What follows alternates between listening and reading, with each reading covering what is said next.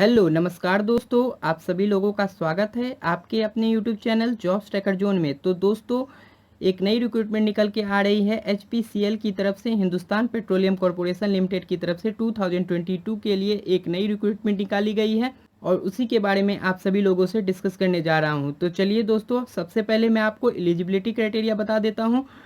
तो यदि आपने 4 साल का फुल टाइम रेगुलर इंजीनियरिंग किया हुआ है, चाहे आपने मैकेनिकल से किया हो, इलेक्ट्रिकल से किया हो, इंस्ट्रूमेंटेशन से, सिविल इंजीनियरिंग से, केमिकल से या कंप्यूटर साइंस आईटी से किया है, तो आप इस फॉर्म के लिए एलिजिबल है। इसके साथ साथ यदि आपने सेफ्टी ऑफिसर के लिए भी इन्होंने पोस्ट निकाली है, तो उसके लिए भी सेफ्टी ऑफिसर के लिए भी आप लोग एलिजिबल हैं। तो दोस्तों, चलिए सबसे पहले इस फॉर्म के बारे में आगे बढ़ते हैं। तो यहाँ पे इन्होंने सबसे पहले इन्होंने इम्पॉर्टेंट डेट्स बता दी हैं। तो 23 जून से इनका ऑनलाइन एप्लीकेशन फॉर्म ओपन हो जाएगा और इनका जो लास्ट डेट है एप्लीकेशन फॉर्म का 22 जुलाई 2022 इन्होंने मेंशन कर दिया है। इसके बाद यदि आगे बढ़ते हैं तो इन्होंने यहाँ पे बताया है कि mechanical engineering, electrical engineering, instrumentation, civil, इस सभी में जो यहाँ पे E2 ग्रेड के लिए जो पोस्ट निकाली गई है उसमें मैकेनिकल में 103 वैकेंसी निकाली गई है और मैक्सिमम एज लिमिट यहाँ पे इन्होंने मेंशन कर दिया 25 ईयर्स है। इसके बाद उसी तरीके से इलेक्ट्रिकल इंजीनियरिंग में 42 वैकेंसीज हैं जिसमें भी 25 ईयर्स मैक्सिमम एज लिमिट है। आगे बढ़ते हैं, इंस्ट्रूमेंटेशन में 30 वैकेंसीज हैं, सिविल इंजीनियरिंग में 25, केमिकल में 7 और इंफॉर्मेशन सिस्टम ऑफिसर के लिए 5 वैकेंसीज निकाली गई हैं। आगे में इन्होंने सेफ्टी ऑफिसर उत्तर प्रदेश के लिए भी यहाँ पे 6 वैकेंसी निकाली है। उसके रिगार्डिंग इन्होंने यहाँ पे एलिजिबिलिटी क्राइटेरिया भी मेंशन कर दिया है। उसी तरीके से सेफ्टी ऑफिसर तमिलनाडु के लिए भी निकाला है, सेफ्टी ऑफिसर केरला के लिए भी निकाला है और सेफ्टी ऑफिसर गोवा के लिए भी निकाला है। तो इस तरीके से इन्होंने यहाँ पे अलग अलग वैकेंसीज निकाली हुई है। यहाँ पे इन्होंने लॉ ऑफिसर एचआर और सीनियर मैनेजर इलेक्ट्रिकल की सी और डी पोस्ट के लिए भी निकाली है वैकेंसी। तो चलिए दोस्तों आगे बात करते हैं। यहाँ पे इन्होंने एलिजिबल डिग्री बताई है कि क्या कौन कौन सी डिग्री आपने की है तो आप एलिजिबल हैं। मैकेनिकल डिसिप्लिन में यदि आप अप्लाई करना चाहते हैं तो आपकी डिग्री मैकेनिकल में या मैकेनिकल एंड प्रोडक्शन में आपने किया है डिग्री, तो आप मैकेनिकल से अप्लाई कर सकते हैं। उसी तरीके से इलेक्ट्रिकल में अप्लाई करने के लिए इलेक्ट्रिकल एंड इलेक्ट्रॉनिक्स वाले अप्लाई कर सकते हैं। इंस्ट्रूमेंटेशन में instrumentation and control, electronics and instrumentation and electronics वाले अप्लाई कर सकते हैं। सिविल में सिविल वाले, केमिकल में chemical, petrochemical, petro refining and petrochemical refining, petroleum refining वाले अप्लाई कर सकते हैं। उसी तरीके से इंफॉर्मेशन सिस्टम में भी इन्होंने कंप्यूटर साइंस और इंफॉर्मेशन टेक्नोलॉजी बता दिया है।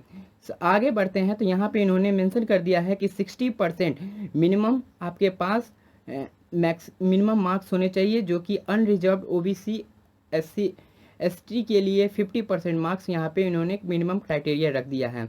इसके बाद यदि आगे बढ़ते हैं तो यहाँ पे सबसे पहले जो मेन इंपॉर्टेंट चीज़ यहाँ पे अब बात कर लेते हैं, ये short listing and selection process क्या होगा। तो short listing and selection process के बारे में इन्होंने बताया है। सबसे पहले आपका सीबीटी टेस्ट कराया जाएगा और यहाँ पे इन्होंने मेंशन कर दिया है कि जो सीबीटी टेस्ट होगा वो ऑब्जेक्टिव क्वेश्चंस होगा जिसमें कि नो निगेटिव मार्किंग रहेगा और उसमें जनरल एप्टीट्यूड आएगा और टेक्निकल प्रोफेशनल नॉलेज के साथ वो क्वेश्चंस होंगे जो कि 2 कैटेगरी में रहेंगे।